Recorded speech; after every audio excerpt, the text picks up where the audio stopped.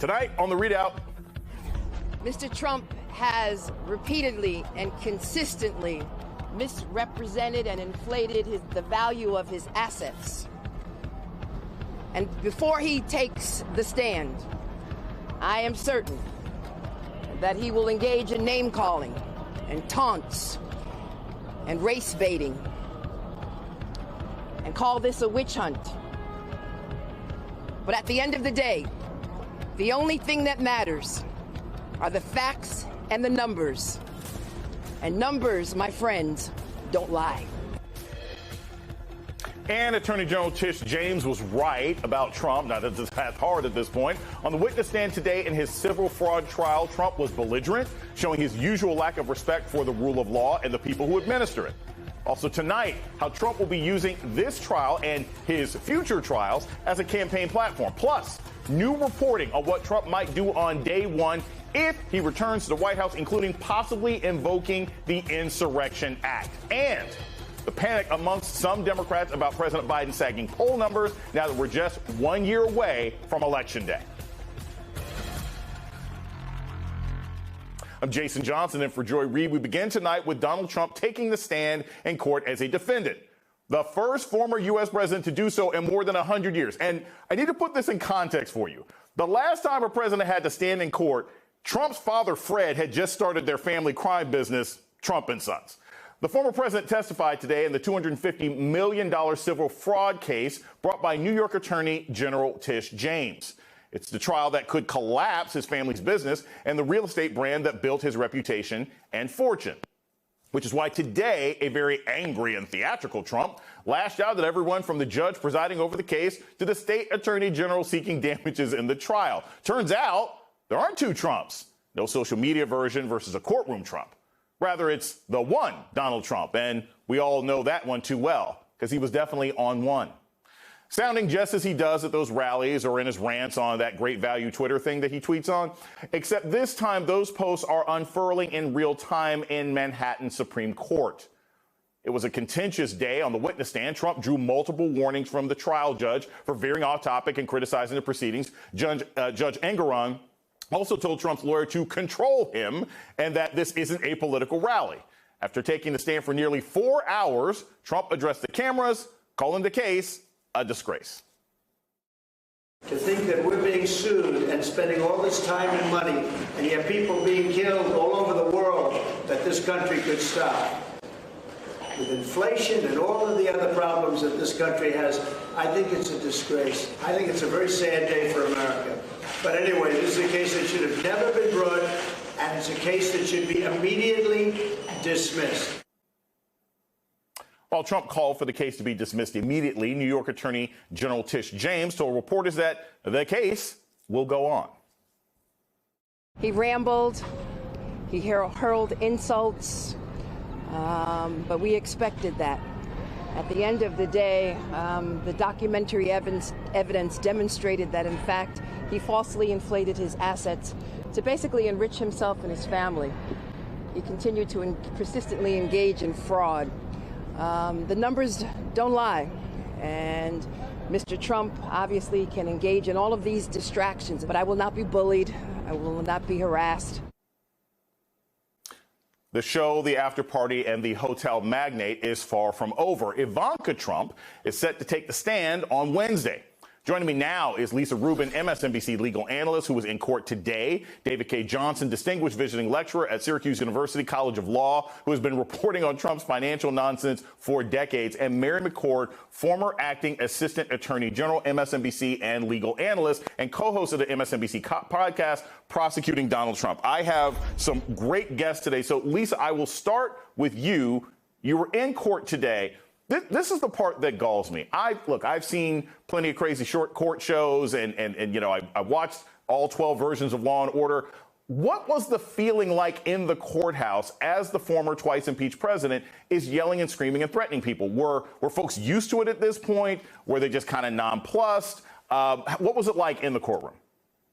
I wouldn't say people were nonplussed. I mean, Jason, the version of Trump that you showed in one of his hallway press conferences as you were talking about the case today, that was a much quieter, calmer, controlled Trump than the one we saw in the courtroom. So imagine that between the vitriol of his words and the emphasis in his tone, I actually think that there was a chill over much of the courtroom. Nobody had ever seen a witness behave like this, much less behave that way toward a judge and an elected official sitting in the courtroom. It was really, and I hate to overuse this word because I use it every time I report on this case, unprecedented in certainly New York Supreme Court and in my experience of court watching and litigating.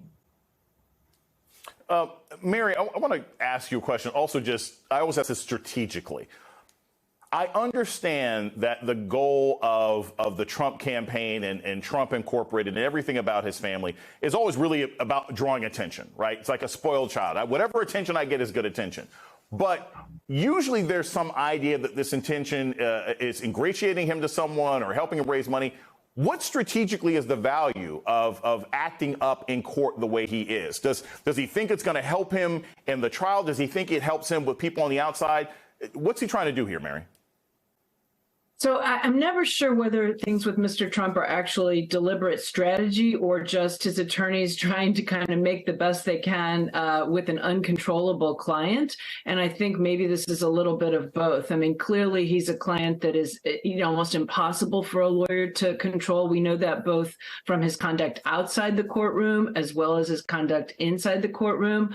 But also when you have a client like that who engages in these kind of outbursts, personal attacks on the judge, personal attacks on others in the courtroom, and really kind of going on and doing speeches, et cetera. Sometimes part of the strategy can be to see if the judge won't crack down and end up committing reversible error, because judges are human beings. And the more annoyed and frustrated they get, the more they feel like they don't have control of their courtroom anymore and that the defendant is taking advantage and using it for his own purposes and disobeying the rules, not listening to the judge's rulings. Sometimes judges can, react and make rulings that later can be subject to reversal. And so to the extent there's a strategy there, that certainly could be part of the strategy. But I also think it's just, Mr. Trump's just almost impossible to shut up, as the judge found today.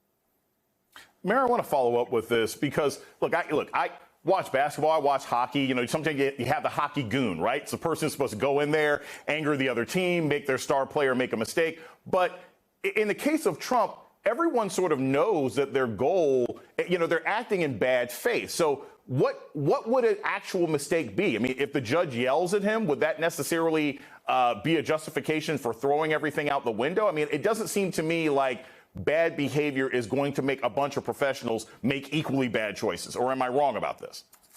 No, I think there's a lot of leeway, of course. And the judge, I think the thing here that's the judge really has the ability to do without much risk of this being reversible error is he can make his own credibility assessments of Mr. Trump. Right. And we know from when Mr. Trump had to testify a week or so ago, sort of unexpectedly after he made another attack on the judge's law clerk, and the judge didn't believe him. He found him completely incredible. Mr. Trump tried to claim he wasn't talking about the law clerk. He was talking about Michael Cohen, but the context and the words made that, really just unbelievable. And the judge can make those credibility determinations based on Mr. Trump's deflecting and his attacks and his, telling the judge himself that he had called Mr. Trump a fraud. All of those things can be read into by the judge to contribute to him making a credibility finding. And when judges make findings of facts based on judging the credibility of witnesses who appear in front of them,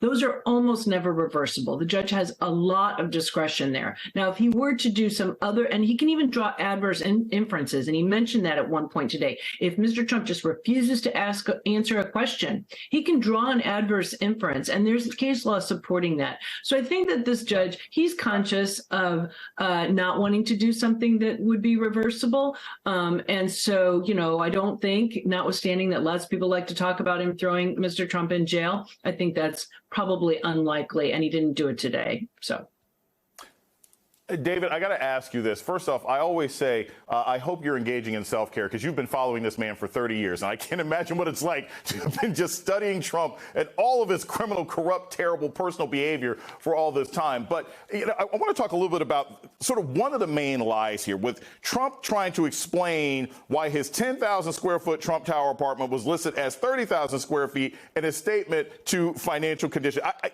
asked why the valuation was too high. Trump said a broker assessed the total area as 30,000 square feet, and I have access to the roof. And when you add the roof, you're not that far off. He said, I see how it was done, telling the court they took 10,000 per floor times 3.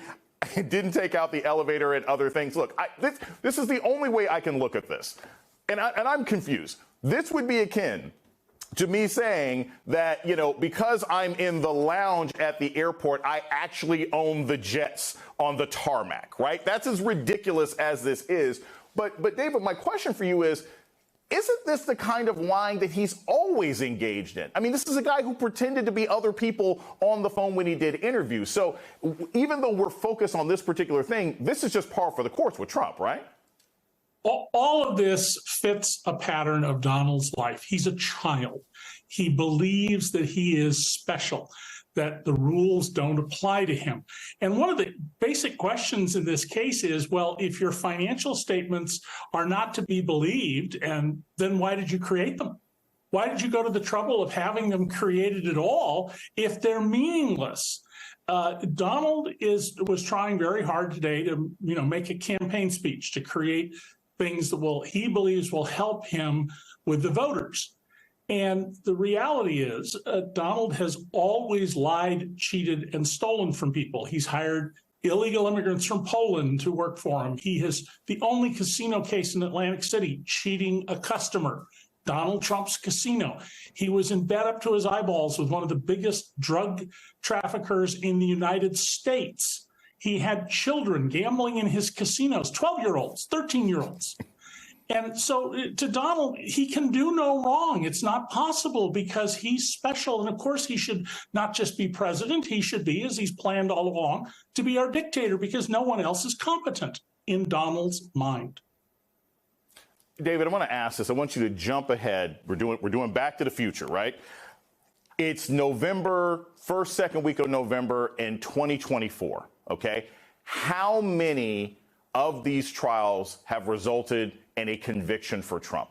Let's just jump ahead. I mean, when we look at this case and we look at some of the others, when you look at his past history, because usually in the past he's been able to buy people off or threaten people or get out of cases or pay somebody off, how many convictions do you think he has by November of 2024? Well, the most important one and the easiest case to prove is the Mar-a-Lago documents case. And clearly that will not be at trial because he's got a judge who has openly expressed her bias and said he should be treated as special, violating her oath of office. But the Washington, D.C. case over the insurrection almost certainly will have come to a conclusion by then. And Fani Willis's case should have come to a conviction by then to a conclusion. And the Fani Willis case matters because if Trump gets back to the White House, he can't pardon his way out of that. He can't do anything about it. But I don't think that Alvin Bragg's case will be done by then. He's made it clear he's sort of stepping back and letting others proceed first. Lisa Rubin, David Cay Johnston, and Mary McCord, thank you so much for starting us off on the show today.